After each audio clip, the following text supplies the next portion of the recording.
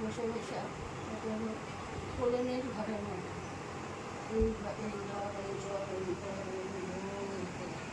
অনেক ঘর অনেক লোক বসে বসে ঠোঙ্গা বানাইতে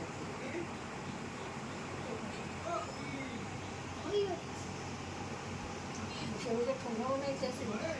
আর দেখি জম জম দিতেছে না জম গাছা জম গাছা জম গাছা আছে জম গাছা একটা গেঞ্জি করা আর একটা হাফ জম আর মাথাটার মধ্যে একটা গামছা দিয়ে মানে পরের দিন একটা ছেলে মরে যাব এই ছেলেটার যুগ ধরে এবার আইতাম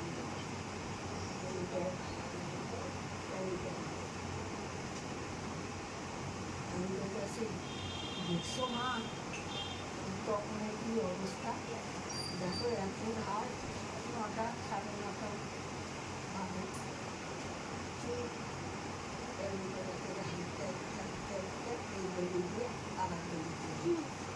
শুনেছিল একবার আবার কেন একজনের শহরের বাড়িতে আবার হাঁটলো দেখছো মা মা আছে আবার কাকিমা আছে 3জনে আমরা বসে বসে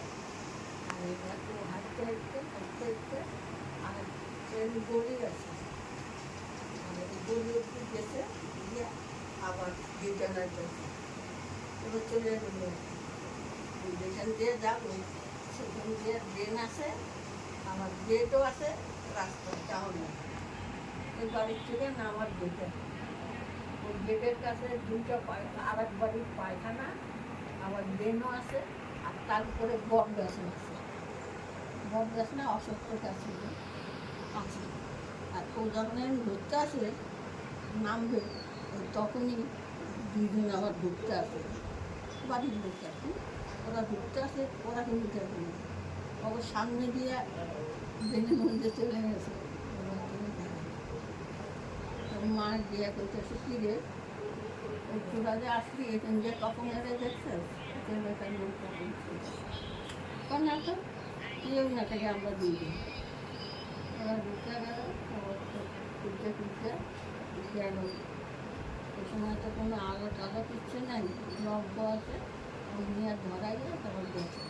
ওদের বাড়িতে না বিয়েটা কী হলো তোমরা তখন এই রাইতে দিয়ে আমি বয়টা থাকেন কেন তখন তো শুয়ে রয়েছি তখন তো যায় না এই মনে হচ্ছে যায় নাই কে আইলেন রুমটা দিয়ে আবার ওরাও কেউ দেখলো না ওটা দিয়ে মিলিয়ে গেল পরের দিন শুনে ছেলেটারে হাসপাতালে নিয়ে গেছে ওইখানে মারা গেছে মানে তখনের গাছ ধরে আমরা তো ওরে খুব ভালোবাসতাম তার জন্য আমি দেখা দিয়ে মরে যেতে মানে রাষ্ট্রবারের মতো দেখে নিল দেখতে গেল আমাদের যে ভোলানাথ এই শিব ঠাকুর ছোট বাবা শিব ঠাকুর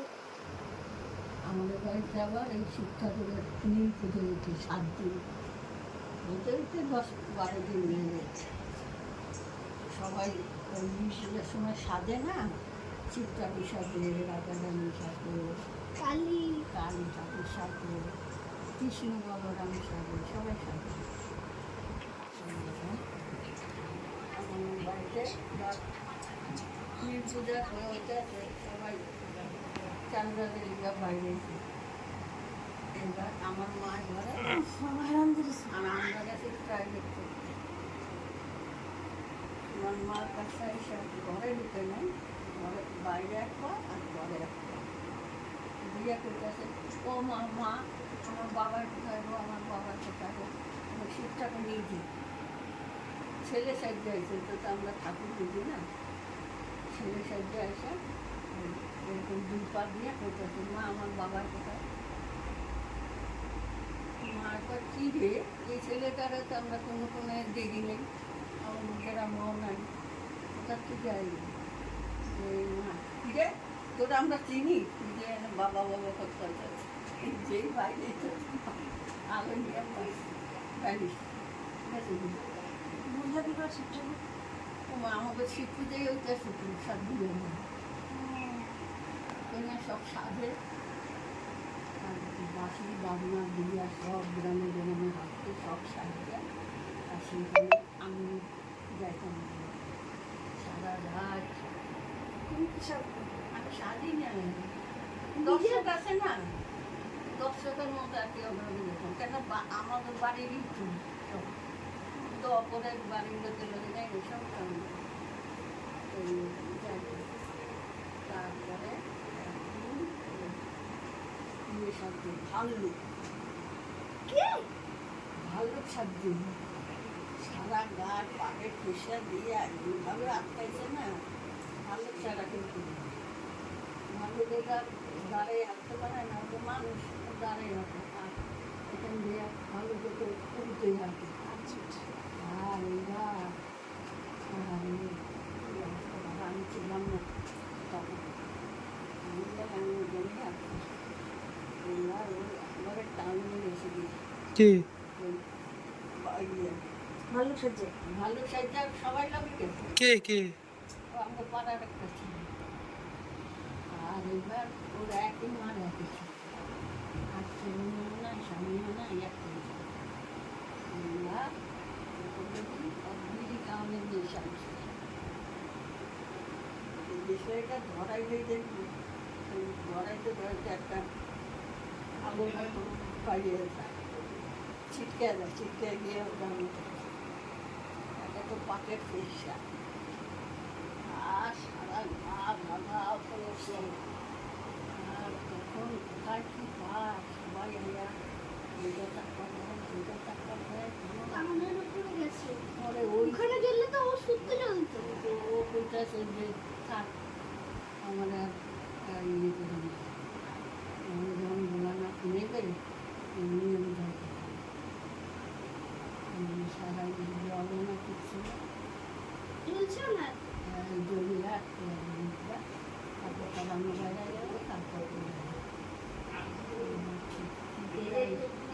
করে আমার কাছে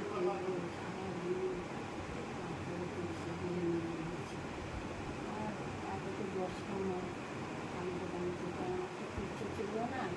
একটা ছেলে তাও থাকে অনেক বছর অব্দি ওনার খাবার লাগে সবাই পাহাড় থেকে চলো বিড়ি খাইতে গিয়ে আগুন জ্বললো কই বলো না তো আমার টানছে এসে কী করবো আর আগুন জ্বলতে জ্বলতে জল যন্ত্রণায় ছটফট করবে তা না ও তখন কাছে থাক নিবাও না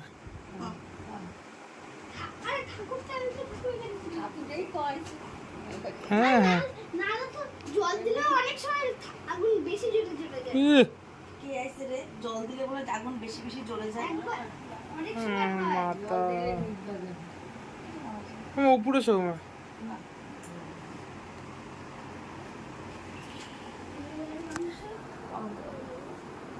তারপর বলতে না সাইকেলটা দেখি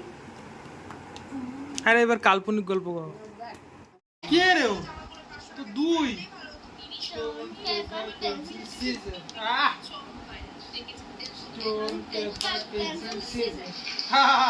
কেছি দিলাম উড়িয়ে paper pencil scissor paper pencil scissor paper pencil scissor paper pencil caesar